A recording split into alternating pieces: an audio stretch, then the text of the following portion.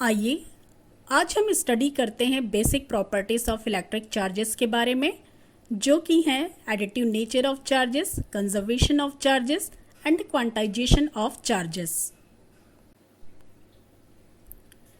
आवेश उत्पत्ति के इलेक्ट्रॉनिक सिद्धांत से हम जानते हैं कि प्रत्येक पदार्थ अणुओं से मिलकर बना होता है।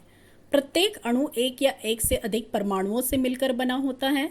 प्रत्येक परमाणु का समस्त भार उसके केंद्रीय भाग में केंद्रित होता है, जिसे कि हम नाभिक के नाम से जानते हैं। नाभिक में न्यूक्लियॉन्स होते हैं जो कि प्रोटॉन और न्यूट्रॉन कहलाते हैं। प्रोटॉन में धनावेश होते हैं, जबकि न्यूट्रॉनों में किसी प्रकार का आवेश नहीं होता। नाभिक के चारों ओर इलेक्ट्रॉन विभिन्न स्थिर कक्षाओं में चक्कर लगाते रहते हैं। इलेक्ट्रॉनों में ऋणावेश होता है और प्रत्येक इलेक्ट्रॉन का ऋणावेश परिमाण में प्रत्येक प्रोटॉन के धनावेश के बराबर होता है। इसके अतिरिक्त प्रत्येक परमाणु में प्रोटॉनों की संख्या इलेक्ट्रॉनों की संख्या के बराबर होती है, अर्थात प्रत्येक परमाणु में धनावेश की कुल मात्रा ऋण आवेश की कुल मात्रा के बराबर होती है। अतः परमाणु दो विपरीत प्रकार के आवेशित कणों के विद्यमान होने के कारण ही विद्युत रूपेण उदासीन होता है। जो इलेक्ट्रॉन नाभिक के निकट कक्षाओं में परिभ्रमण करते रहते हैं उन्हें हम बद्ध इलेक्ट्रॉन कहते हैं। ये नाभिक से दृढ़तापूर्वक बंधे होते हैं, क्योंकि नाभिक और इन इलेक्ट्रॉनों के मध्य लगने वाला आकर्षण बल का मान बहुत प्रबल होता है। जैसे जैसे इलेक्ट्रॉन की नाभिक से दूरी बढ़ती जाती है, आकर्षण बल का मान कम होता जाता है और अंतिम कक्षा में इलेक्ट्रॉनों पर आकर्षण बल का मान बहुत ही कम होता है। अतः बाह्य ऊर्जा की सूक्ष्म मात्रा से इलेक्ट्रॉन अपने नाभिक से मुक्त होकर पृष्ठ पर गति करते रहते हैं। इन इलेक्ट्रॉनों को ही हम मुक्त इलेक्ट्रॉन के नाम से जानते हैं और यही मुक्त इलेक्ट्रॉन वस्तुओं के आवेशित या विद्युन्मय होने के लिए उत्तरदायी होते हैं। आइए अब हम परिभाषित करें बिंदु आवेश को। तो यदि आवेशित वस्तुओं का साइज उनके बीच की दूरी की तुलना में बहुत कम होता है, तब हम उन्हें बिंदु आवेश मानते हैं। यह मान लिया जाता है कि वस्तु का संपूर्ण आवेश आकाश में एक बिंदु पर संकेंद्रित है। किसी वस्तु के आवेश को हम संकेत Q से दर्शाते हैं और इसका SI मात्रक कूलाम है, जिसे कि हम कैपिटल C से दर्शाते हैं। और इस प्रकार हमने यह देखा कि आवेश दो प्रकार के होते हैं, धनावेश तथा ऋणावेश, व इनमें एक दूसरे के प्रभाव को निरस्त करने की प्रवृत्ति होती है। आइए अब हम विद्युत आवेश के अन्य गुणों का वर्णन करते हैं। सबसे पहले हम स्टडी करते हैं आवेशों की योज्यता के बारे में, और इसे समझने के लिए आइए हम एक एग्जाम्पल की सहायता लेते हैं, जिसके तहत हमने एक वस्तु लिया जिस पर कि नेट चार्ज की वैल्यू 0 है। इस वस्तु पर यदि हम 2 कूलाम का आवेश इसे प्रदान करें तो इस वस्तु पर कुल आवेश की वैल्यू कितनी हो जाएगी? तो इसकी वैल्यू जो है 2 कूलाम के बराबर होगी। अब इस वस्तु पर हम 6 कूलाम का आवेश और प्रदान करें तो इस पर नेट चार्ज की वैल्यू कितनी हो जाएगी? तो इसकी वैल्यू हो जाएगी Q बराबर 2 coulomb plus 6 coulomb, that is 8 coulomb के बराबर। अब इस वस्तु पर हम -3 कूलम का आवेश हम इसे प्रदान कर रहे हैं, तो टोटल चार्ज की वैल्यू कितनी हो जाएगी? तो अब Q बराबर मिलेगा हमें 2 coulomb plus 6 coulomb plus -3 coulomb, that is Q equal to 2 coulomb plus 6 coulomb minus 3 coulomb, and it will be equal to 5 coulomb. इसी प्रकार यदि हम इसे जनरलाइज करें और हम मान लें यदि किसी निकाय में n आवेश हैं, that is Q1, Q2, Q3 up to Qn, तो उस निकाय का कुल आवेश की वैल्यू हो जाएगी Q बराबर Q1 plus Q2 plus Q3 plus up two plus Qn तक। तो इस प्रकार हम देख रहे हैं कि विद्युत आवेश चूंकि अदिश राशि होती है, तो इसलिए यह गणित के बीजगणितीय योग करता है। और इस प्रकार हम कह सकते हैं कि आवेश को लिखने व दर्शाने के लिए केवल मान की आवश्यकता होती है, दिशा की नहीं। इसकी प्रकृति योगात्मक होता है, अर्थात किसी भी निकाय पर उपस्थित कुल आवेश का मान सभी आवेशों के बीजगणितीय योग के बराबर होता है। अर्थात निकाय पर कुल आवेश का मान निकालने के लिए सभी आवेशों को धनात्मक या ऋणात्मक चिन्ह के साथ लिखकर जोड़ा जाता है। यहाँ पर ध्यान देने योग्य बात यह है कि ऋणात्मक आवेश को ऋणात्मक चिन्ह के साथ तथा धनात्मक आवेश को धनात्मक चिन्ह के साथ लिखते हैं और इस प्रकार उनका योग किया जाता है। अर्थात यह बीजगणितीय योग के नियम का पालन करता है। यहाँ ध्यान देने योग्य बात यह है कि आवेश कुछ गुणों में द्रव्यमान के समान है व कुछ गुणों में इससे असमानता प्रदर्शित करता है। समानता इस गुण में कि इनका केवल परिमाण होता है, दिशा नहीं होती, और असमानता यह कि आवेश या तो धनात्मक हो सकता है या तो ऋणात्मक, लेकिन किसी वस्तु का द्रव्यमान सदैव धनात्मक होता है। आइए एक एग्जाम्पल से हम इसे समझते हैं। हमारे पास क्वेश्चन है कि किसी वस्तु पर 4 आवेश उपस्थित है, +8Q, +3Q, -7Q तथा +2Q। बताइए कि उस वस्तु पर उपस्थित कुल आवेश कितना होगा। तो इसे हम इस प्रकार हल करते हैं। वस्तु पर कुल आवेश बराबर सभी आवेशों का बीजगणितीय योग, अतः कुल आवेश की वैल्यू होगी +8Q, +3Q, +-7Q and +2Q। इसे सॉल्व करने पर हमें मिलता है 8Q + 3Q plus and minus -7Q + 2Q। That is total charge हमें मिलती है 6Q के बराबर। यहाँ पर ध्यान देने योग्य बात यह है कि किसी वस्तु पर यदि हमें कुल आवेश का मान 0 प्राप्त हो तो इसका मतलब यह होता है कि वस्तु जो है अनावेशित है, अर्थात उदासीन है। प्रकृति में और साथ ही फिजिक्स में बहुत सी राशियां कंजर्व्ड होती हैं। मैकेनिक्स में हमने पढ़ा है कंजर्वेशन ऑफ मोमेंटम के बारे में, साथ ही साथ विभिन्न प्रोसेसेस में हमने पढ़ा है conservation of energy, conservation of mass के बारे में। इसी प्रकार आइए हम यहाँ पर इलेक्ट्रिक चार्ज का सेकंड बेसिक प्रॉपर्टी हम पढ़ते हैं, और जो कि कहता है कि विद्युत आवेश संरक्षित है। अर्थात इसका मतलब यह है कि नेचर में total charge of the universe हमेशा कंजर्व्ड रहती है, अर्थात ब्रह्मांड का कुल आवेश हमेशा संरक्षित रहता है। आवेश के इस गुणधर्म के अनुसार सरल शब्दों में हम कह सकते हैं कि आवेश को न तो उत्पन्न किया जा सकता है और न ही नष्ट किया जा सकता है। अर्थात किसी भी वस्तु पर उपस्थित कुल आवेश संरक्षित रहता है। किसी भी प्रक्रिया या विधियों द्वारा हम कुल आवेश को परिवर्तित अर्थात कम या अधिक नहीं कर सकते। तो हम क्या कर सकते हैं? हम केवल आवेश को एक वस्तु से दूसरी वस्तु पर स्थानांतरित कर सकते हैं। तो इस प्रकार हम देखते हैं कि नेचर में, ब्रह्मांड का कुल आवेश जो है हमेशा संरक्षित रहता है। आइए हम इसे एक एग्जाम्पल की सहायता से समझते हैं। घर्षण द्वारा आवेशन की प्रक्रिया में हमने देखा है कि घर्षण के पूर्व कांच की छड़ और रेशम के कपड़े पर नेट चार्ज की वैल्यू जो है वह 0 होती है, और घर्षण के पश्चात हम देखते हैं कि कांच की छड़ जो है धनावेशित और रेशम का कपड़ा जो है वह ऋणावेशित हो जाता है। इस प्रोसेस में क्या होता है? तो इस प्रोसेस में हम देखते हैं कि जब कांच की छड़ को रेशम के कपड़े से रगड़ा जाता है तब हम देखते हैं कि कांच की छड़ से इलेक्ट्रॉन जो है वह उत्सर्जित होते हैं, और ये इलेक्ट्रॉन निकलकर रेशम के कपड़े पर चले जाते हैं। और इस प्रकार इस क्रिया में हम देखते हैं कि इलेक्ट्रॉन स्थानांतरण की यह इस क्रिया में, यदि हम यहाँ पर इस डायग्राम में देखें तो यहाँ पर हम देख रहे हैं कि कांच की छड़ पर जो नंबर ऑफ पॉजिटिव चार्जेस हैं ये 5 है, और हम देख रहे हैं कि सिल्क के कपड़े पर जो नंबर ऑफ नेगेटिव चार्ज जो प्रोड्यूस हुए हैं वो भी 5 हैं।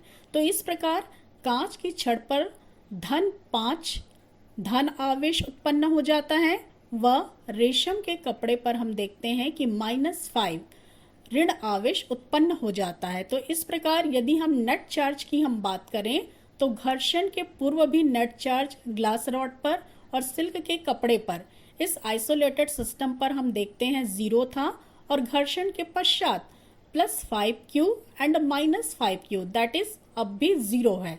तो इस प्रकार हम देख रहे हैं कि किसी आइसोलेटेड सिस्टम में जो चार्ज की वैल्यू है वो कंजर्व्ड है, संरक्षित है। एक और एग्जांपल हम देखें, इसी का ही हम देख रहे हैं कि एक आइसोलेटेड सिस्टम लिया गया है। इस आइसोलेटेड सिस्टम में भी हम आवेश का स्थानांतरण कांच की छड़ और रेशम के कपड़े के मध्य हम देख रहे हैं कि जब कांच की छड़ को रेशम के कपड़े से हम रगड़ते हैं तब हम देखते हैं कि यहाँ पर इलेक्ट्रॉन के स्थानांतरण की प्रक्रिया होती है और कांच की छड़ से इलेक्ट्रॉन निकलकर रेशम के कपड़े पर आ जाते हैं। तो इस प्रोसेस में हम देख रहे हैं कि रेशम के कपड़े पर जो है 8 इलेक्ट्रॉन आ जाते हैं, और इस प्रकार कांच की छड़ जो है वो +8Q चार्ज से धनावेशित हो जाता है, और रेशम के कपड़े पर हम देख रहे हैं ऋणावेश की वैल्यू है यहाँ पर -8Q। तो इस प्रकार यहाँ पर भी हम टोटल चार्जेस की बात करें घर्षण से पूर्व तो नेट चार्ज की वैल्यू 0 है, और घर्षण के पश्चात नेट चार्ज की वैल्यू +8Q -8Q = 0।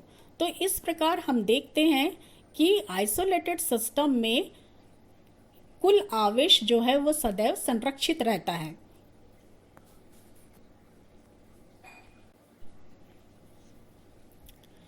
यद्यपि किसी प्रक्रिया में आवेशवाही कण उत्पन्न अथवा नष्ट किए जा सकते हैं, परंतु किसी वियुक्त निकाय के नेट आवेश को उत्पन्न करना अथवा नष्ट करना संभव नहीं है। कभी कभी प्रकृति आवेश कण उत्पन्न करती है, जैसे न्यूक्लियर रिएक्शन के दौरान हम देखते हैं कि कोई न्यूट्रॉन एक प्रोटॉन तथा एक इलेक्ट्रॉन में रूपांतरित हो जाता है। इस प्रकार उत्पन्न प्रोटॉन तथा इलेक्ट्रॉन पर परिमाण में समान एवं विपरीत आवेश उत्पन्न होते हैं, तथा अभिक्रिया के पूर्व और अभिक्रिया के पश्चात कुल आवेश का मान 0 होता है। हम जानते हैं कि न्यूट्रॉन जो है वो अनावेशित होता है, अर्थात इस पर टोटल चार्ज की वैल्यू 0 होती है।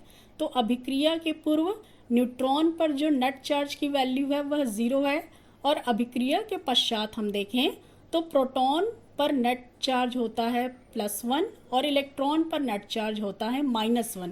तो इस प्रकार टोटल चार्ज अभिक्रिया के पश्चात इस सिस्टम का हुआ +1 + -1 दैट इज 0। तो इस प्रकार हम देखते हैं कि अभिक्रिया के पूर्व और अभिक्रिया के पश्चात टोटल चार्ज की वैल्यूज जो है 0 है, अर्थात यहाँ पर भी आवेश संरक्षण के नियम का पालन हो रहा है। दैट इज आइसोलेटेड सिस्टम का टोटल चार्ज जो है सदैव संरक्षित रहता है, कंजर्व्ड रहता है।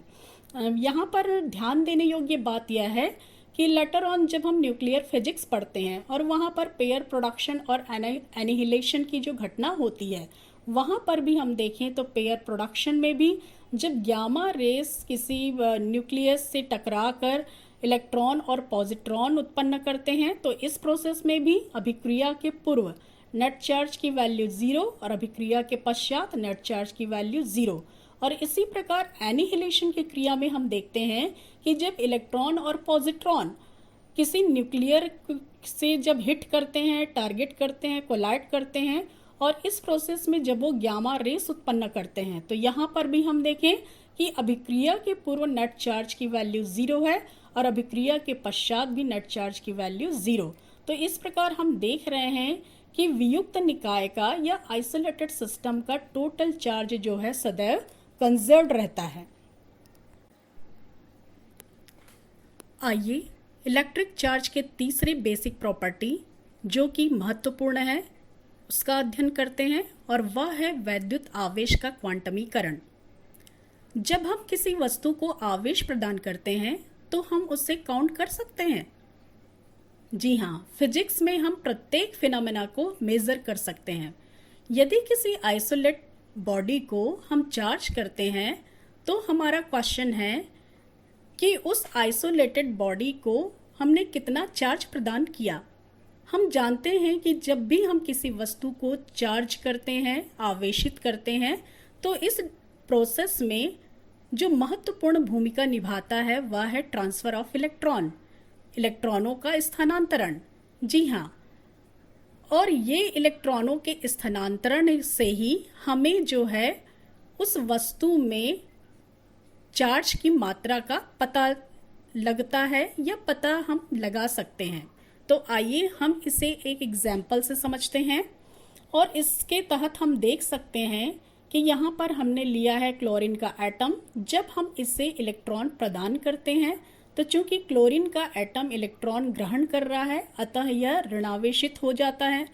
और इसी प्रकार हम दूसरा एटम हमने यहाँ लिया है हाइड्रोजन का। तो हाइड्रोजन से जब इलेक्ट्रॉन बाहर निकलते हैं तो चूंकि इलेक्ट्रॉनों की कमी हो जाती है, तो अतः जो इलेक्ट्रॉन परमाणु है वह धन आवेशित हाइड्रोजन के आयन में परिवर्तित हो जाता है।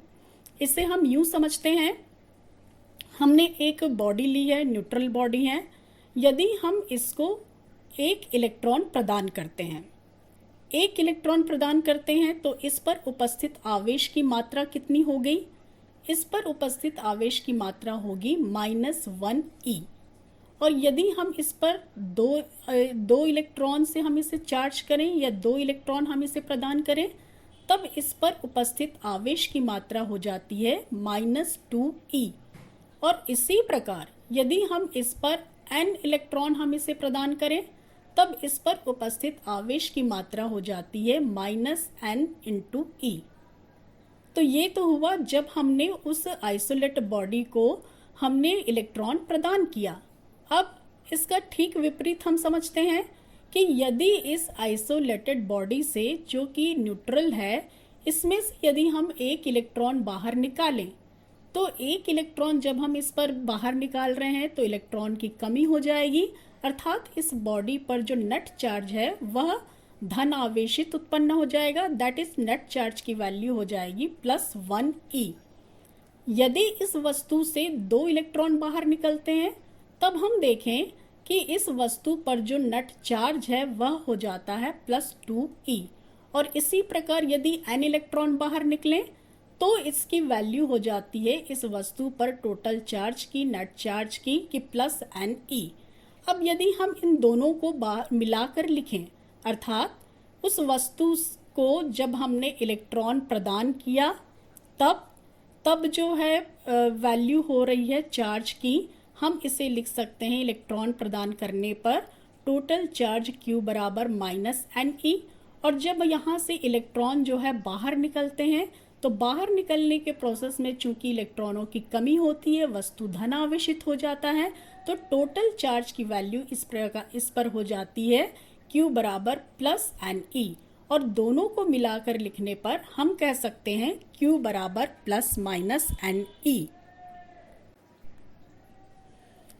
इस प्रकार आवेश का स्थानांतरण जब एक वस्तु से दूसरी वस्तु में किया जाता है तो यह इलेक्ट्रॉन के पूर्ण गुणज के रूप में होता है, अर्थात स्थानांतरित आवेश को इलेक्ट्रॉन के पूर्ण गुणज जैसे E, 2e, 3e इत्यादि लिखा जाता है। इलेक्ट्रॉनों का जो स्थानांतरण है वो भिन्न के रूप में संभव नहीं है, अर्थात 1/2 इलेक्ट्रॉन, 1/3 इलेक्ट्रॉन, 1/4 इलेक्ट्रॉन इत्यादि संभव नहीं है। आवेश का वह न्यूनतम मान जिसका आदान प्रदान प्रक्रिया में उपयोग किया जा सकता है, उसे उस भौतिक राशि का क्वांटम तथा इस प्रक्रिया को हम क्वांटीकरण कहते हैं। आवेश का स्थानांतरण आवेश की मूल इकाई E के गुणज के रूप में होता है तथा न्यूनतम मान 1e होता है। एक एग्जाम्पल देखें कि जब कांच की छड़ को हम रेशम के कपड़े से रगड़ते हैं तो कांच की छड़ से इलेक्ट्रॉन रेशम की छड़ पर स्थानांतरित हो जाते हैं। यहाँ स्थानांतरित इलेक्ट्रॉन पूर्ण संख्या या पूर्ण गुणज के रूप में होते हैं तथा न्यूनतम स्थानांतरण 1 इलेक्ट्रॉन हो सकता है। इस गुण को ही हम आवेश का क्वांटीकरण नियम कहते हैं। स्थानांतरित आवेश को या उत्पन्न आवेश को हम निम्न सूत्र द्वारा व्यक्त करते हैं। Q बराबर ±ne, जहाँ पर n कोई धनात्मक अथवा ऋणात्मक पूर्णांक है। या यहाँ पर हम देखें, चूंकि हमने यहाँ पर प्लस माइनस एन ही लिखा है, तो एन इक्वल टू होगा 1 2 3 4 एंड सो ऑन। और साथ ही साथ ई जो है आवेश की मूल इकाई है, जिसकी वैल्यू होती है 1.6 इंटू 10⁻⁻19 कूलम। आवेश की यह मूल इकाई इलेक्ट्रॉन अथवा प्रोटॉन के आवेश का परिमाण है। परिपाटी के अनुसार इलेक्ट्रॉन के आवेश को हम ऋणात्मक मानते हैं, इसलिए किसी इलेक्ट्रॉन पर आवेश माइनस ई तथा प्रोटॉन पर आवेश प्लस ई द्वारा हम व्यक्त करते हैं। अर्थात न्यूनतम संभव स्थानांतरण आवेश ये होगा n इक्वल टू 1 पुट करने पर 1e बराबर 1.6 इंटू 10⁻⁻19 कूलम।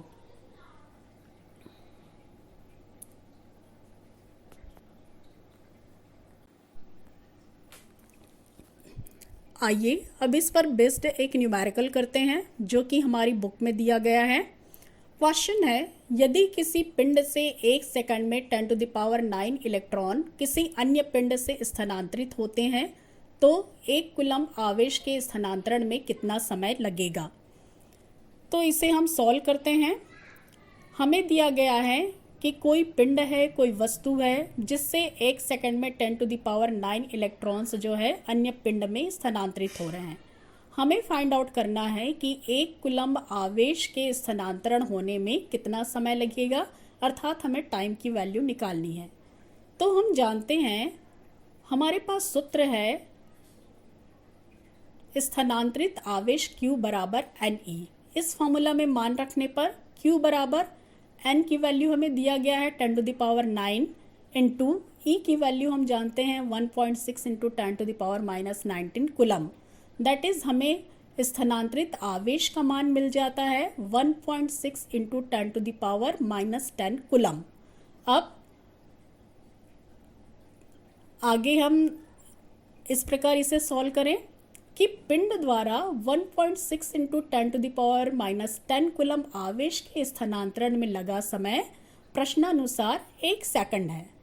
तो पिंड द्वारा 1 कूलम आवेश के स्थानांतरण में लगा समय कितना होगा, तो इसकी वैल्यू हो जाएगी 1/1.6 इंटू 10⁻⁻10 सेकंड। और दैट इज हम इसे सॉल्व करें तो ये सॉल्व करने से हमको मिलता है 6.25 इंटू 10⁻9 सेकंड। और इस सेकंड को यदि हम ईयर में कन्वर्ट करें तो ईयर में जब हम कन्वर्ट करते हैं तो ईयर में कन्वर्ट करने से हमें मिलता है कि चूँकि हम देखते हैं कि 3.15 इंटू 10⁻7 सेकंड बराबर 1 ईयर, तो therefore 6.25 into 10⁻9 second equal to, तो इसकी वैल्यू हमें प्राप्त होती है 198.4 ईयर्स। तो इस प्रकार हम देख सकते हैं कि 1 कूलम आवेश के स्थानांतरण में लगभग 200 वर्ष का समय लगेगा इस पिंड को। Thank you.